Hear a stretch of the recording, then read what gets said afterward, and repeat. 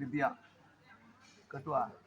അതുകൊണ്ട് ആ വിദ്യാഫലത്തിന് വേണ്ടിയിട്ടാണ് നിങ്ങൾ ഈ സരസ്വതി ക്ഷേത്രത്തിലേക്ക് വന്നത്.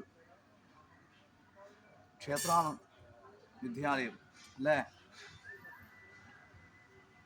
ക്ഷേത്രമാണ് വിദ്യാലയം. അവിടുത്തെ ഗുരുനാഥന്മാര് ഈശ്വരന്മാരാണ്. അങ്ങനെ കരുതണേ. ഈശ്വരന്മാരാണ്. എന്ത് തരുക? വിജ്ഞാനവൻ സമ്പത്ത്, ജ്ഞാനം അറിവെന്നിരിക്കുന്ന വലിയ സമ്പത്ത് തരുന്നത് ഗുരുനാഥന്മാരാണ്. നല്ലൊരു പഠനം കൊണ്ട് എൻ്റെ മക്കളെ ഉയർത്തേണ്ടത് അവരുടെ കർത്തവ്യമാണ് അല്ലേ? ആ ഗുരുമുഖത്ത് നടന്നു വിടുന്ന വിദ്യകളെല്ലാം സ്വാംശീകരിച്ച് നിങ്ങൾ സൂക്ഷിക്കണം. അതിന് ഞാനെന്താ വേണ്ടത്? നിങ്ങളുടെ ബോധമണ്ഡലമാകുന്ന ബോധമനസ്സിനെ ഉണർവുണ്ടാക്കിക്കൊണ്ട് അല്ലേ, ഗുരുമുഖത്ത് നടന്നു വിടുന്ന വിദ്യകളെല്ലാം സ്വാംശീകരിച്ച് സൂക്ഷിച്ച് പരീക്ഷണ ഘട്ടത്തിൽ അത് പ്രവർത്തിക്കണം.